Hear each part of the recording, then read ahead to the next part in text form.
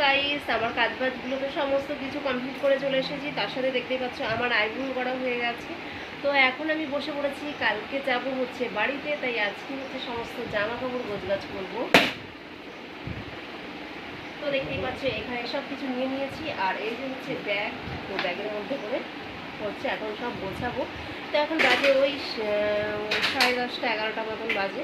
তো একবারে খাওয়া দাওয়া সেরে তারপরে আমি বসলাম, তাহলে কী হবে, একটু ধীরে সুস্থে আর কি সমস্ত কিছু গোছগাছ করা হবে তার জন্য। তো এখন আমি যা যা নেবো আর কি, তো সেরকম কিছুই নেবো না, শুধুমাত্র দুটো নাইটি নেবো আর হচ্ছে দুটো চুড়িদার নেবো। চুড়িদার পরে যাবো, আবার চুড়িদার পরে আসবো, তো এটাই। আর সেরকম বেশি কিছু নেবো না, কারণ ওখানে মা আছে, কাকিমা আছে, বোন আছে, তো সেই জিনিসগুলোই পরবো। দিদি যাচ্ছে, বোন যাচ্ছে, মানে বোন এখনও কনফার্ম নয় আর কি, বোন যাচ্ছে কি যাচ্ছে না, কিন্তু আমি আর দিদি এটা শিওর যে যাচ্ছি কালকে।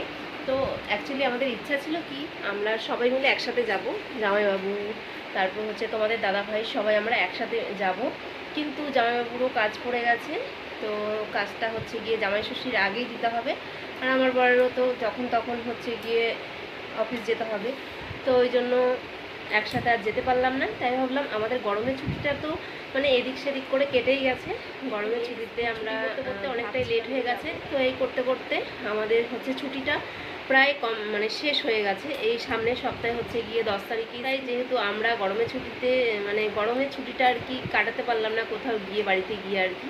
তো ওই জন্য জামাইবাবু বললো সে আমাদের সাথে জামাই ষষ্ঠীর আগে যাবে, তার থেকে বরং তোমরা দুজনে মিলে আগে যাও, 2 দিন থাকতে পারবে। তো সেই অনুযায়ী আমাদের যেই কথা সেই কাজ।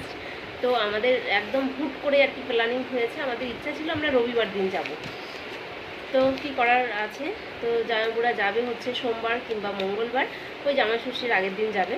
তো আমরা ওই জন্য আমি আর দিদি মিলে কালকেই হচ্ছে গিয়ে সকালে বেরিয়ে পড়বো। তো চলো কালকের জার্নিটা তোমাদের সাথে পুরোই শেয়ার করব।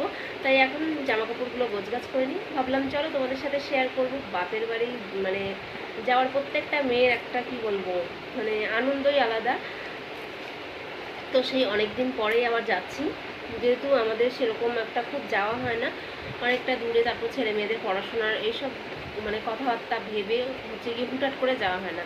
যখনই যাব দিদি আমি এরকম বোন সবাই মিলে ভাবছিলাম 3 বোন মিলে একসাথে যাব। এখনও জানি না, বোনের তো যাওয়ার ইচ্ছা আছে, এখন কি কতদূর হয় এখনও বলতে পারছি না।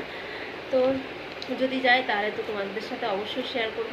চলো এখন ঝটপট করে জামা কাপড়গুলো গোছগাছ করে নিই, তারপরে আবার তোমাদের সাথে দেখা হচ্ছে।